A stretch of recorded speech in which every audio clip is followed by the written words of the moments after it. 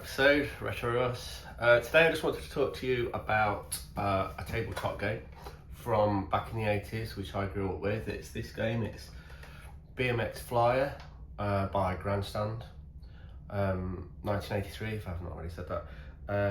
I have actually got one here, a very old one that I bought off eBay 2 or 3 years ago actually. And it's been down here in my games room. I'm not 100% sure it actually works. It did work at the time, although not amazingly. I'll have another go at trying to get it going again. I think I've got a power adapter as well for it that might be more successful than batteries. But anyway, this was the game itself.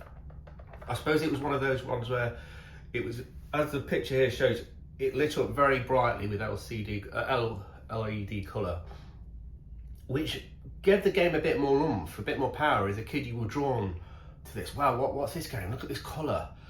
And I suppose a lot of arcade games had a black background, so to see it lifted out like that against the black background made you think it did look like an arcade game. And of course, back at the time, everybody, 83, 84, everybody was BMX crazy in America and in England. So it was a big hit from what I understand. And I remember playing it as a kid where, in fact, we didn't have it as a kid. One of our friends up the street had it, and we managed to borrow it for a day here or there. And I do remember the fact that it lit up in the dark. It was even better in the dark. If you played it in the dark, it really stood out. So it was a game that me and my brother would play with when we'd go to bed at night. We'd pretend to be asleep, and then of course we'd have this under the cover.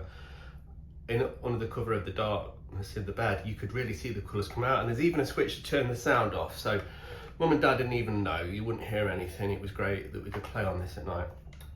Great memories of it as a kid. The balloon there was just at the right time, just for something to point out, which as a kid you saw this girl come along in a balloon, and if you jumped up and met her, I think she gave you a kiss on 100 points. The feeling of that as a kid was just perfect.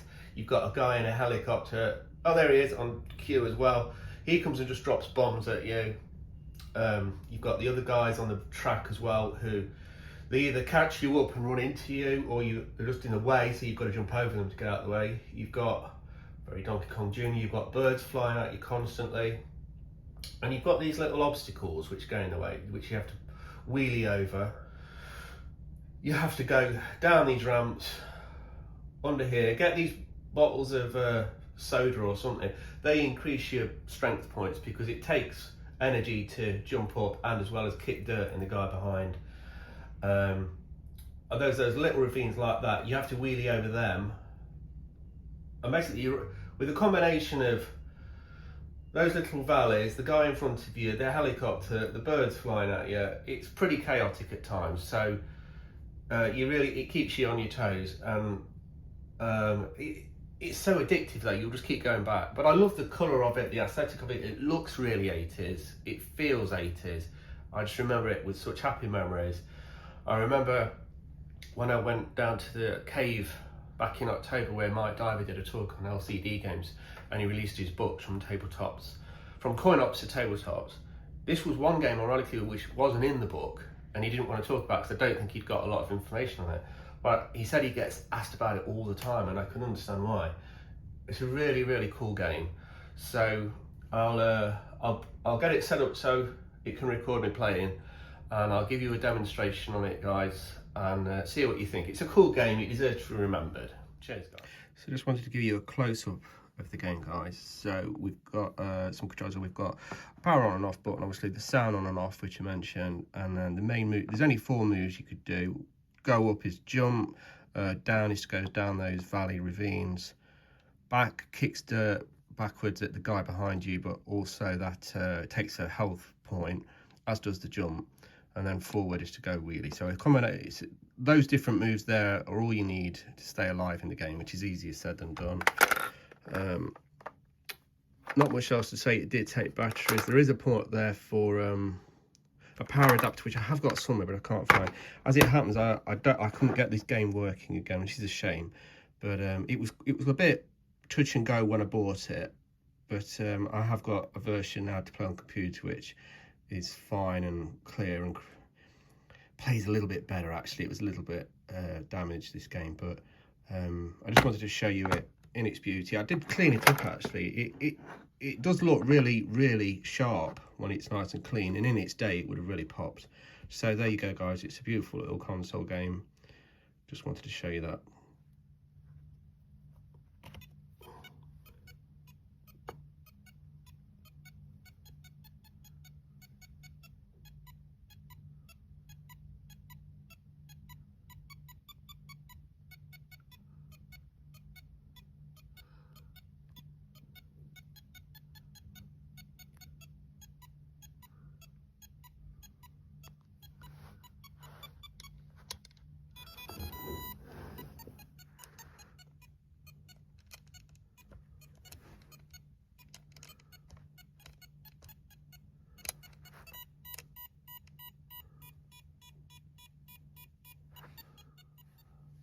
I've got it working, but I've had to go pretty dark in the room to get it going. So let's see if you can see it.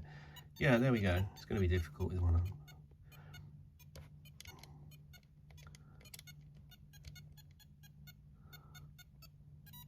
Oh, I didn't even see that. Sorry.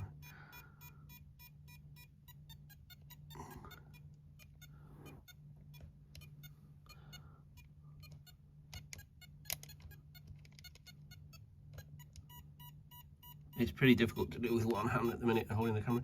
But it used to be a bit brighter than this, obviously, and it's not quite coming across in the video. I'm trying to get different angles to try and get it for you. It's not quite coming out, is it?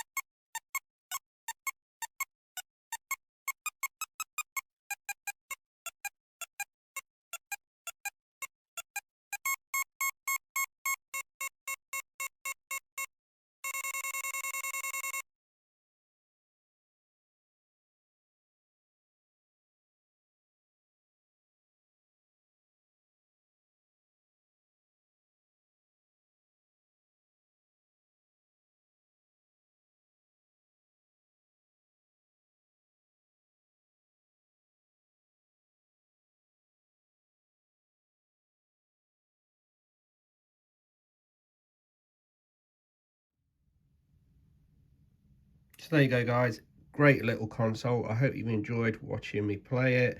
Hope you could see what a great game it was. Hope it did it justice and brought it to life. So it goes down there as one of those fantastic old retro tabletop games from the 80s that we loved. Thanks for watching, guys. Catch you in the next one.